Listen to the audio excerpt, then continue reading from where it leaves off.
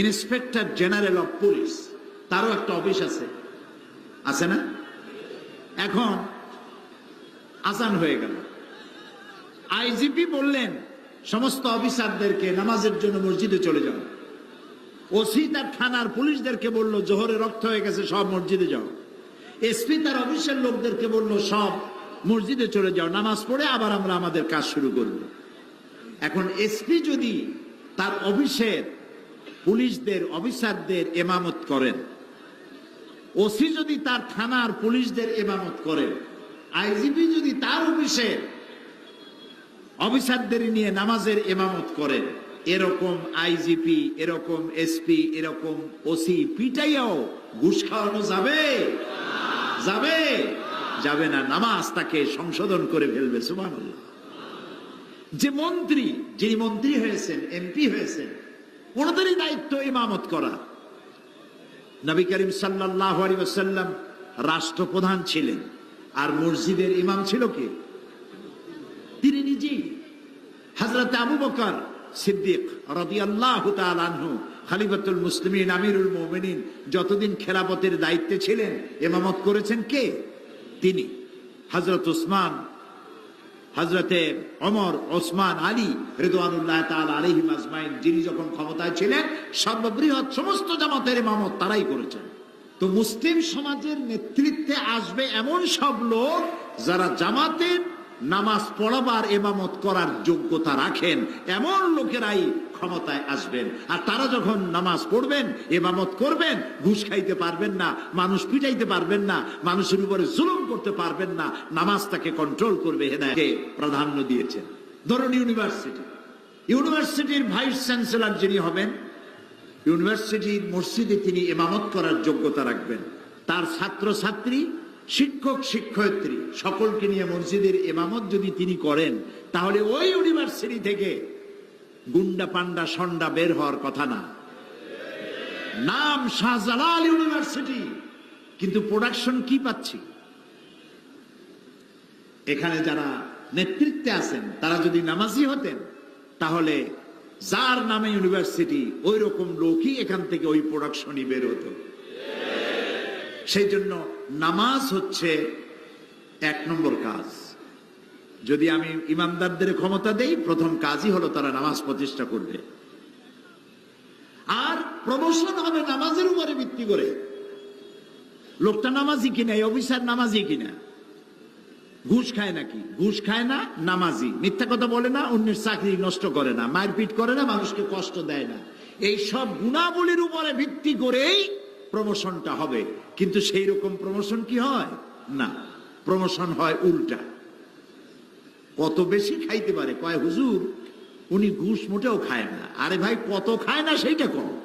সুতরাং ঘুষ এবং সুদ, মানুষের উপরে জুলুম ইত্যাদি করতে পারে না যদি নামাজি হয়। কেন পারে না? কারণ আল্লাহ তাআলা বলেছেন নামাজ অশ্লীলতা এবং পাপাচার থেকে মানুষকে বাঁচায় রাখে। আল্লাহ তাআলা বলছেন ইন্নাস সালাতা তানহা আনিল ফাহশাই ওয়াল মুনকার। আল্লাহ রাব্বুল আলামিন বলেন নিঃসন্দেহে নামাজ মানুষকে পাপাচার আর অশ্লীলতা থেকে বাঁচায়। নামাজি ব্যক্তি অশ্লীল এবং পাপাচারে লিপ্ত হতে পারে না। আমার এই কথার পরে আপনাদের মনে সন্দেহ জাগতে পারে যে আমিও তো নামাজ পড়ি, আমার পাশেও তো অনেকে নামাজ পড়ে, কিন্তু নামাজ পড়ার পরেও সুদ খায়, ঘুষ খায়, জেনা, বদমাশি, বোতলে কি থাকে সেগুলোও খায়, আবার নামাজও পড়ে। এটা কেমনে হয়? এটা হয় এইভাবে, নামাজের দোষ না। উনি নামাজি কি পড়েন উনি তা বোঝেন না। নামাজটা সঠিকভাবে, ডাক্তার ভালো, প্রেসক্রিপশনও ভালো, রোগ সঠিকভাবে রোগকে উদ্ধার করা হয়েছে, বোঝা গেছে কি রোগ, রোগকে নির্মূল করার জন্য প্রেসক্রিপশন দেওয়া হয়েছে। ডাক্তারও ভালো, প্রেসক্রিপশনও ঠিক, ওষুধও ঠিক, কিন্তু রোগ ভালো হয় না। কারণ কি? কারণ হলো এই রোগী ওষুধও খায়, কুপথ্যও খায়, যেটা তার খাওয়া নিষেধ সেটাও খায়, কাজেই তার রোগ ভালো হবে না। আর রোগ ভালো হওয়ার জন্য নামাজি লোক, নামাজ মানুষকে অশ্লীলতা পাপাচার থেকে ফিরায়, কখন ফিরাবে? যখন সে বুঝবে যে আমি নামাজের মধ্যে কি পড়তেছি। ও তো বোঝে না, না বোঝার কারণেই এই দুরবস্থার সৃষ্টি হয়েছে। সাদা কাপড় আপনি সাবান দিয়ে পরিষ্কার করবেন, পরিষ্কার হয়ে যাবে। কিন্তু কয়লা যদি সাবান দিয়া কিয়ামত পর্যন্ত ঘষেন, সাদার চেয়ে সাদা এরকম কোন জিনিস দিয়ে যদি ঘষেন, কয়লা কি পরিষ্কার হবে? হবে না।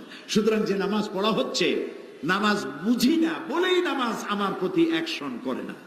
নামাজকে জীবন্ত নামাজে পরিণত করতে হবে। আমি যখন মাগরিব পড়বো তখন আমার মনে করতে হবে এটা আমার জীবনের শেষ মাগরিব, এই মাগরিবের নামাজ জীবনে আর নাও পাইতে পারি। আমি যখন এশা পড়বো তখন ভেবে নেব এটা আমার জীবনের শেষ এশা, আর এশা আমি নাও পাইতে পারি। এমনও তো হতে পারে এই মাহফিলে আমরা যারা বসে আছি এর মধ্যে কোনো না কোনো লোকের কাফনের কাপড় ইন্ডাস্ট্রিতে তৈরি হয়ে গেছে। সে ব্যক্তি আমিও হতে পারি, সে ব্যক্তি আপনাদের মধ্যেও কেউ হতে পারে। সেই জন্য নামাজটা যদি আমি মনে করি যেটা আমার জীবনের শেষ নামাজ, তাহলে ওই নামাজ আপনাকে অশ্লীলতা এবং পাপাচার থেকে ফিরাতে পারবে। নামাজে আপনি কি বলছেন আপনাকে বুঝতে হবে। শুরুই করছেন আল্লাহু আকবার দিয়ে। আল্লাহু আকবার কি দিয়ে শুরু করছেন? আল্লাহু আকবার। আমার জীবনের সব জায়গায় আল্লাহু আকবার। দুনিয়ায় যখন প্রথম এলাম তখন আমি আমার কানে কি শুনেছি? এরকম আসতে বললেন, আর একটু বড় জোর করা যায় না? আর একটু, আরো একটু। এটাই প্রথম শুনেছি। আজানের প্রথম শব্দ কি? ইকামতের প্রথম শব্দ কি? নামাজের প্রথম শব্দ কি? জীবনের সর্বশেষ নামাজ নাম কি? তার প্রথম শব্দ কি? তাহলে আল্লাহু আকবার দিয়ে শুরু, আল্লাহু আকবার দিয়ে শেষ।